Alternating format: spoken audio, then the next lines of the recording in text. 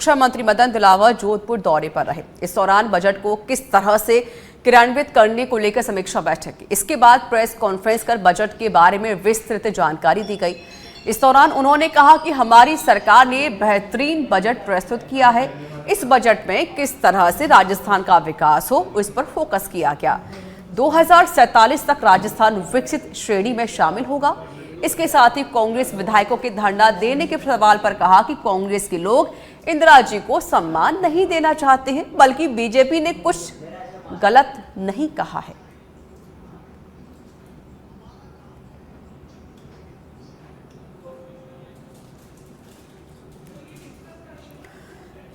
प्रभारी मंत्री जवाहर सिंह मैडम पहुंचे हैं धौलपुर। मंत्री को पुलिस जवानों ने गार्ड ऑफ ऑनर दिया। मंत्री का बीजेपी कार्यकर्ताओं ने स्वागत किया। कलेक्ट्रेट पर जिला कलेक्टर एसपी ने अगवानी की। तो मंत्री को पुलिस जवानों ने गार्ड ऑफ ऑनर दिया। धौलपुर से जानकारी हम आपको दे रहे हैं।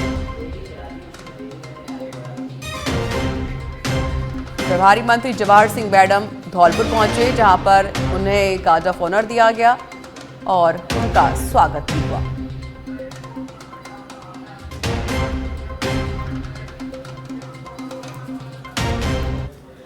रामगंज मंडी के पास चेचट में मोडक रोड स्थित पेट्रोल पंप पर एक दर्दनाक हादसा हुआ। बता दें कि दुधियाहेड़ी गांव निवासी युवक अपनी बाइक में पेट्रोल भरवा रहा था। इसी दौरान एक ट्रक ने पीछे से उसकी बाइक को टक्कर मार दी। हादसे में युवक घायल हो गया है। मौके पर लोगों की भीड़ जमा हो गई। ट्रक चालक वाहन छोड़कर फरार हो गया। स्थानीय लोगों ने तुरंत पुलिस को सूचना दी। पेट्रोल पंप पर मौजूद शंकर गुर्जर और ओंकार प्रजापत सहित अन्य कर्मचारियों की मदद से पुलिस ने घायल को अस्पताल पहुंचाया। प्राथमिक उपचार के बाद उसे झालावाड़ अस्पताल रेफर कर दिया गया है। फिलहाल पुलिस पूरे मामले की जांच कर रही है।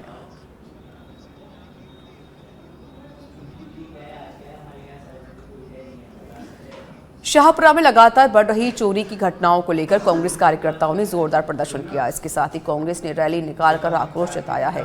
साथ ही पुलिस महानिदेशक के नाम थाना प्रभारी को ज्ञापन सौंपा गया। साथ ही चोरी की घटनाओं का खुलासा करने की मांग की गई। इसके साथ ही चोरियों का खुलासा नहीं होने पर आंदोलन करने की चेतावनी दी गई।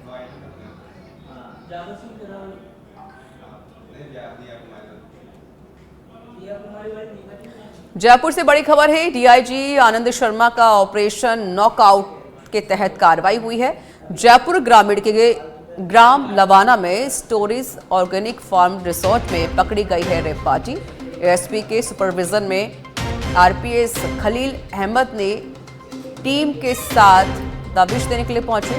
डीएसटी टीम भी दबिश देने पहुंची। स्मैक और अवैध शराब मिलने पर रिसोर्ट संचालक को गिरफ्तार किया गया। जयपुर शिप्रापत निवासी आयोजनकर्ता हर्षवर्धन कुमार सोनी को गिरफ्तार किया गया है। 100 से 150 युवक युवतियों को पार्टी करते हुए हुक्का पीते हुए नशे की हालत में पकड़ा गया है।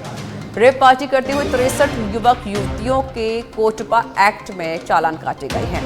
अवैध 7 हुक्का और उत्पाद, साउंड मशीन, स्पीकर जब्त किए गए हैं। 13.29 ग्राम अवैध स्मैक और 506 बियर की बोतलें, 17 अंग्रेजी शराब बोतल जब्त की गई है।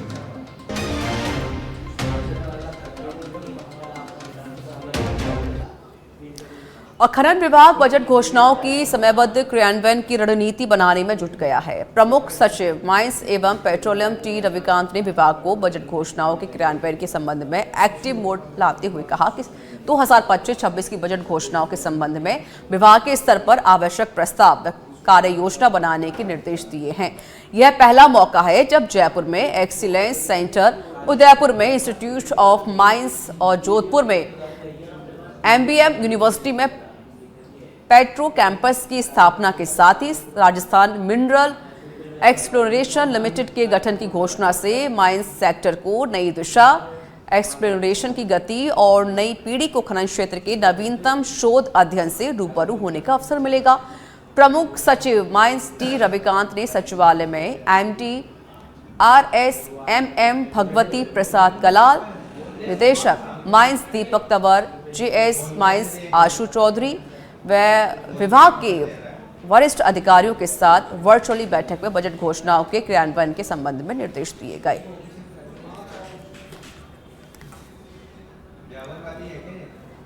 खबर अलवर के रामगढ़ नगर पालिका क्षेत्र से है, जहां गोहा गांव में जमीन पर कब्जा करने की नीयत से 20 से 25 विशेष समुदाय के लोगों ने लाठी डंडे और धारदार हथियारों से जानलेवा हमला कर दिया, जिसमें एक महिला सहित 7 लोग घायल हो गए हैं। घटना की सूचना पर रामगढ़ पुलिस भी मौके पर पहुंची। हालांकि इस दौरान मारपीट करने वाले लोग फरार हो गए, तो वहीं पुलिस ने घायलों को अस्पताल में पहुंचाया।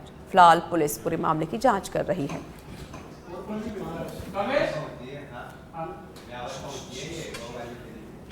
आज हम सुबह की बात थी, हम अपने सरसों काटने गए थे। अपना गोहा में जीएसएस के पास ज़मीन है 5 बीघा, उसमें हम सरसों काटने गए और अपनी ही सरसों थी, अपनी ज़मीन थी, उसमें कोई दिक्कत नहीं, हमें ऐसा कुछ पता नहीं था। अब होता क्या है कि चौकी के लोग कुछ रेशम उनके 20-25 लोग वो लाठियों को लेते आते हैं और हमको मारने लग जाते हैं। उनका नाम रेशम है, साउन है, मुश्ताक है, तौफीक है और रुद्दार है जी।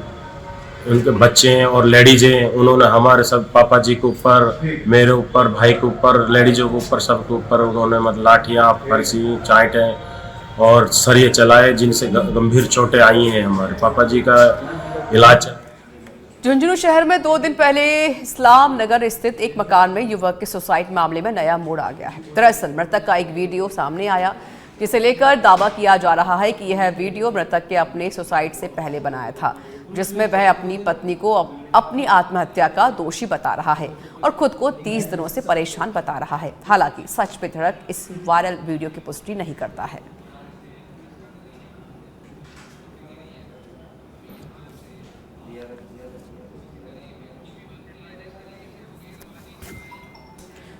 झुंझुनू के चढ़ावा से बड़ी खबर है। 7 दिन में दूसरी बार बेसहारा गौवंश से बर्बरता की गई है।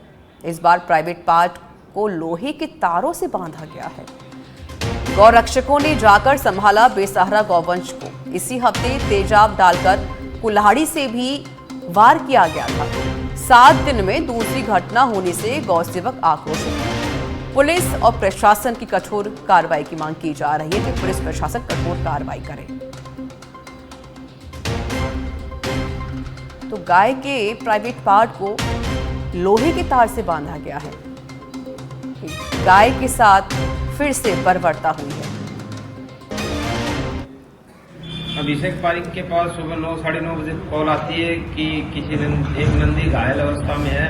तो हम यहाँ से जाते हैं तो सही रोड के ऊपर बालाजी मंदिर के पास एक नंदी था जो कि घायल अवस्था में था। हमने जाकर उसको देखा तो उसके प्राइवेट पार्ट के ऊपर जीआई तार से चाणक्य है कि कुछ दिन से असामाजिक तत्व है, कभी तेजाब से हमला करते हैं, कभी इन जीवों पे अत्याचार कर रहे हैं, कभी इनको जीआई तार से इनके प्राइवेट पार्ट को बांध रहे हैं।